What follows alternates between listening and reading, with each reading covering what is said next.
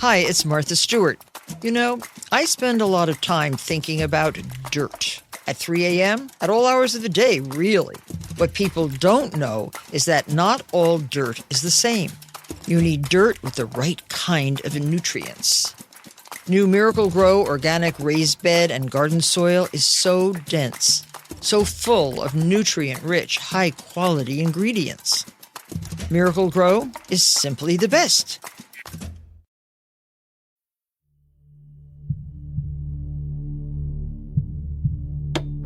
Nearly 1 year after her mother disappeared, Lauren Dumolo was last seen in Cape Coral dropping off an application at a gas station last June, and since then there has been no sign of her. Where is Lauren Dumolo?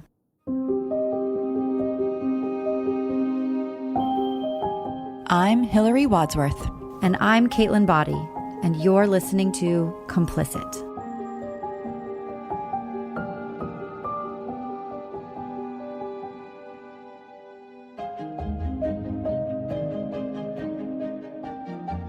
Today is June 19th, 2021. As of today, it's been 1 year since Lauren disappeared.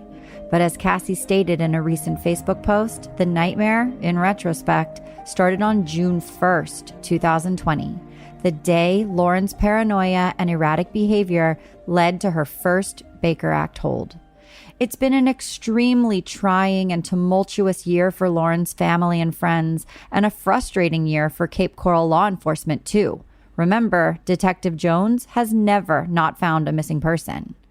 As Lauren's case has gained more attention, and as more people begin to understand the bigger picture surrounding her disappearance, it's not surprising that many of you have had questions, and we thank all who wrote in with questions about this case.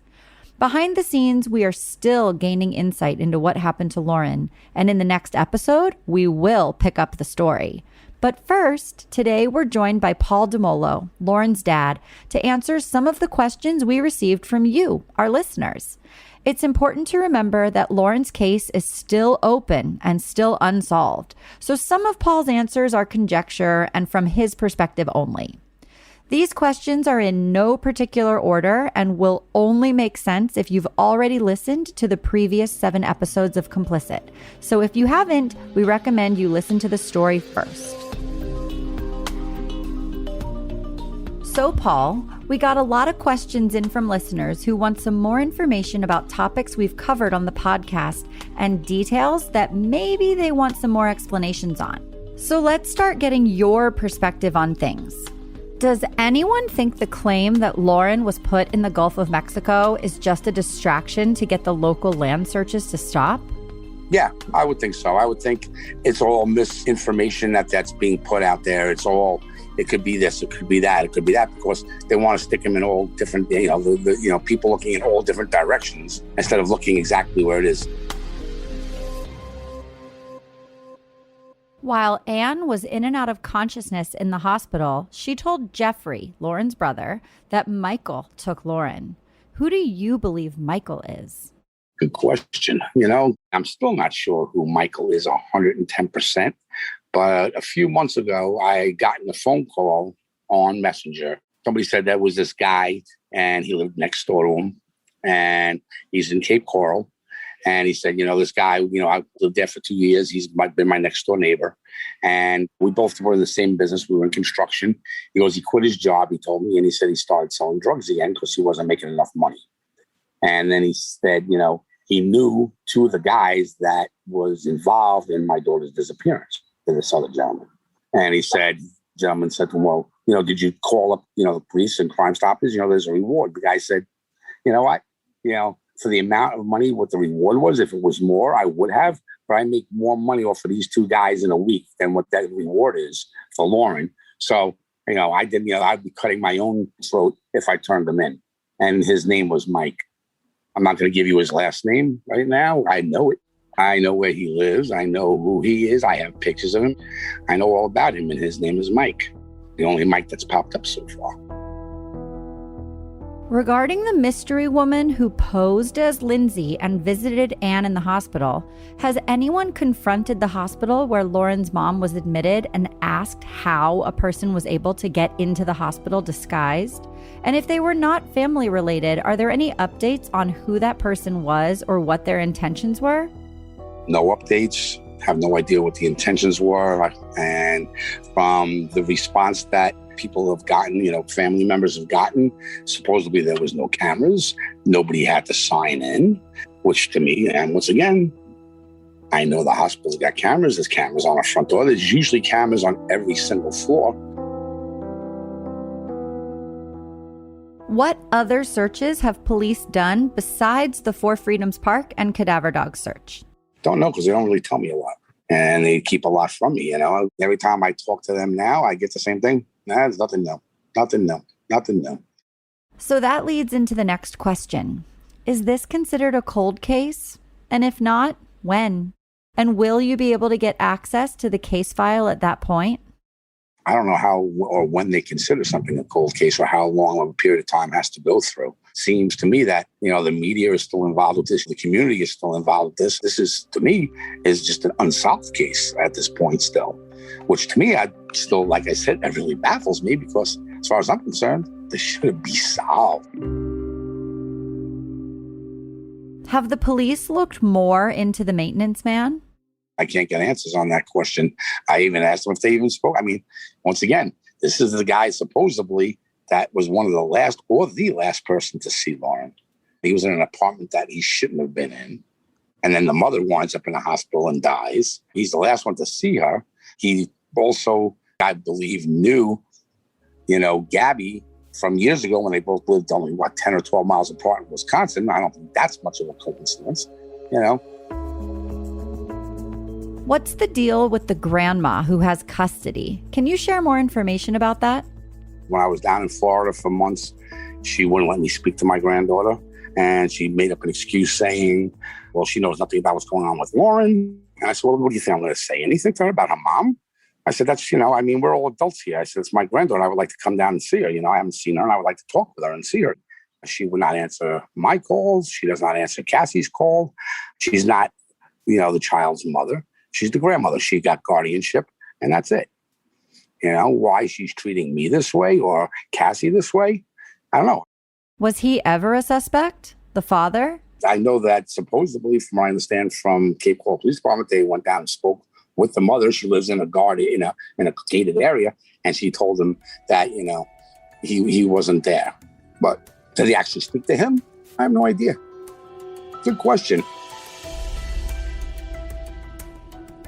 Is there any connection between the woman who overdosed at Carl's house and Lauren? Did they know each other? Honestly, don't know. I had spoken with her father down in Florida. He contacted me, and he's not happy with these people.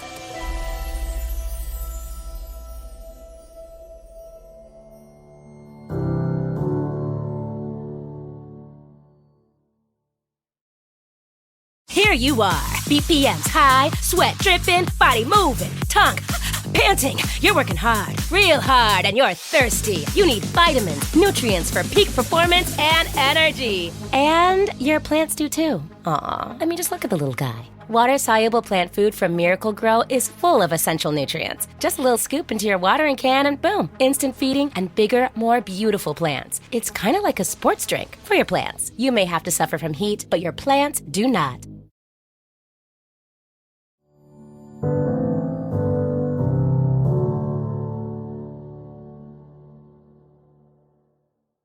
Besides the notebook, did you find any other clues at Lauren's apartment? I tore that place apart with, her sisters and nothing. I found at one time Gabby had a gun because I found, receipts for it and everything else in his name. And this is a guy that, was been arrested, has had domestic violence charges, has had restraining orders, showed the, paperwork and gave it to Malone. And he said, oh, yeah, we knew about that already. Do Gabby and Carl know each other? I'm sure they finally knew about each other, especially after the abortion. So I would have to say yes, because not just that, Gabby worked with his girlfriend at Perkins along with Lauren, Gina, years before that. The three of them worked together at Perkins. Was Gabby ever questioned by police about the domestic violence incident on May 22nd? I don't know about that. I know he was questioned. What was the actual questions? Don't know. I gave them pictures that she sent me. I would hope that they questioned him. I mean, this is a guy that has a history of beating women. And all of a sudden, my daughter's gone right after a beating, and he's walking free. Why aren't there any charges being filed, at least on that, on him? You know? I don't know.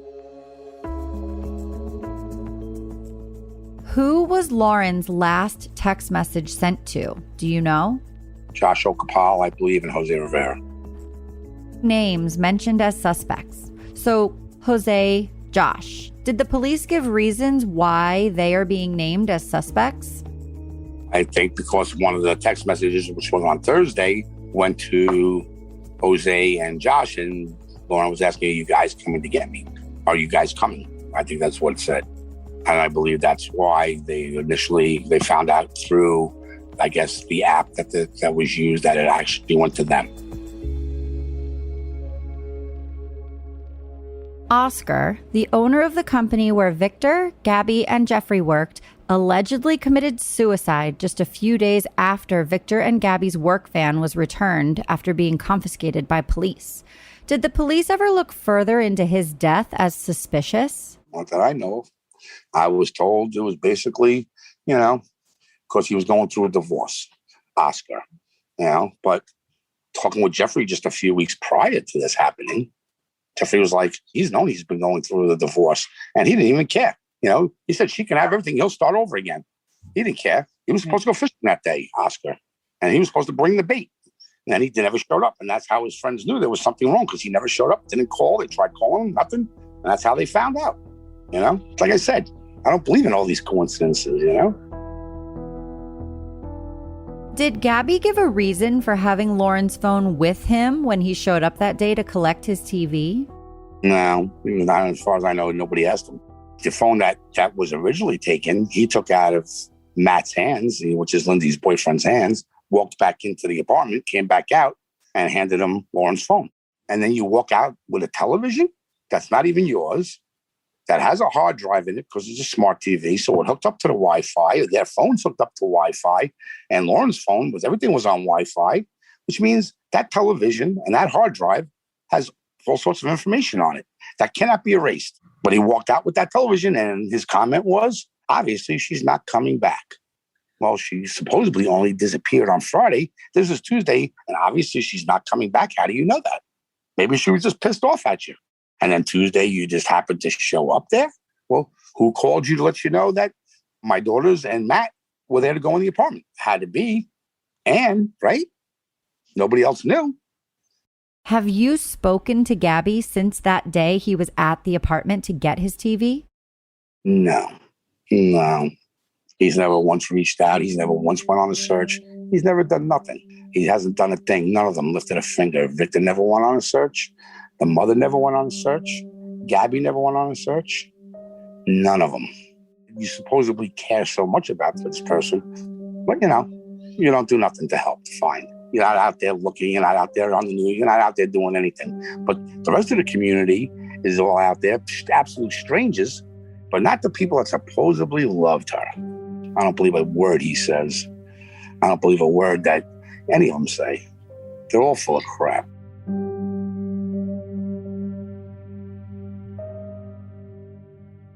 Have the Cape Coral Police gotten any other higher law enforcement authorities involved? Maybe they could review the video from Four Freedoms Park. I don't know the answer to that question.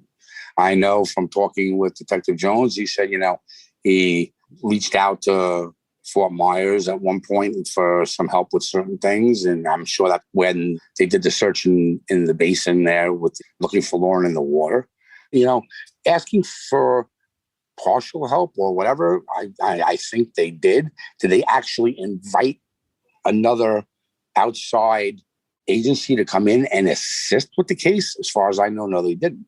Because I think Fort Myers, I think, the sheriff's department there has way more resources than Cape Coral's. And why they weren't invited in to help or even take over this case. I don't understand why. If they can't solve this and they know that the media is on top of this and everything, and then, why not ask for the help? I don't know. When you say Fort Myers, do you mean Lee County Sheriff? Yeah. I mean, they could have been brought in from 2 weeks, 3 weeks afterwards when they weren't getting anywhere and said, listen, you guys have way more resources. Can you come in and, help with this case from start to beginning? Look over files, here's this, and, put some guys on this case. And you have more resources than we have, and we would appreciate the help. And as far as I know, that's never happened.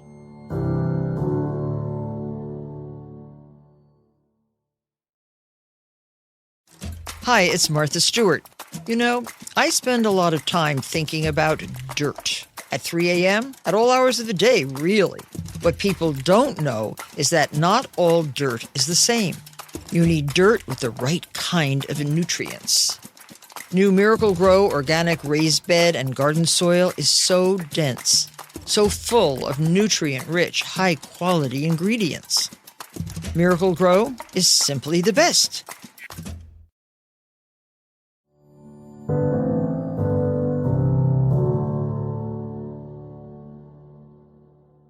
Have the police looked into other similar disappearances in the area? That's a good question for the police, because when I was down there, from what I understood from a woman that lived right across the street from Lauren on the corner, there was 2 other girls prior to Lauren that went missing, and none of it was ever on the news, in the paper, nothing.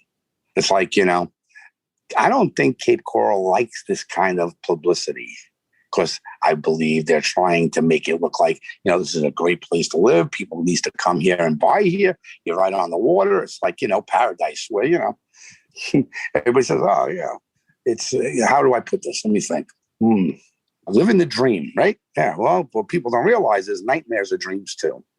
I'm not saying that the police department is doing something wrong or whatever. I'm not going to say anything like that. All I'm going to say is this. I don't think they have enough people to handle cases like this sometimes. I don't think they have the expertise to handle things like this. And I know for a fact they don't have the resources to handle things like this. And why they won't invite an outside agency such as, the Lee County Sheriff's Department, who has way, way, way more resources to actually either come in or take over this case, or, have them look into this, into depth into this with their own detectives and their own resources.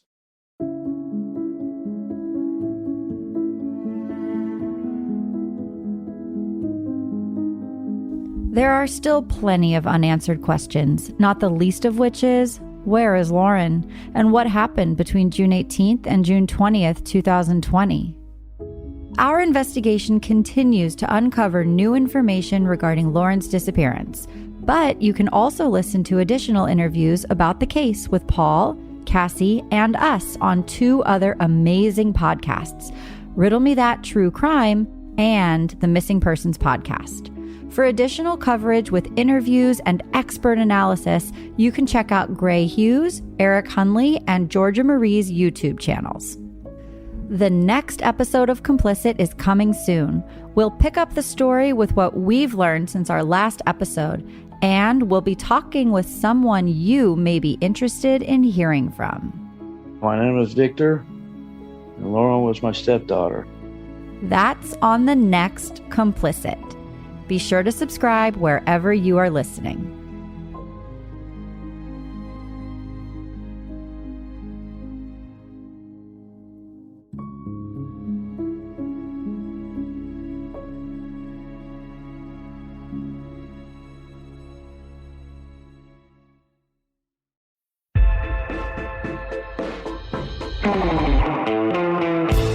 Thanks for listening to Complicit, a true mystery podcast about the disappearance of Lauren Dumolo. If you have any information about the disappearance of Lauren Dumolo, please call 1-800-780-TIPS. That's 1-800-780-8477. Or go to www.capecops.com/tips. Or you can text a tip to CRIMES. That's 274637. Tips can be left anonymously, and there is a reward currently being offered for information leading to an arrest. Be sure to subscribe for future episodes and continued developments in Lauren's case. For additional information you won't hear and can't see on the podcast, visit our website at complicit-podcast.com. Also, be sure to follow us on social media, on Facebook at Complicit Podcast, on Twitter at complicit_pod, and on Instagram at complicit_podcast. Complicit is a production of Seventh Guest Productions and produced by Resonate Recordings.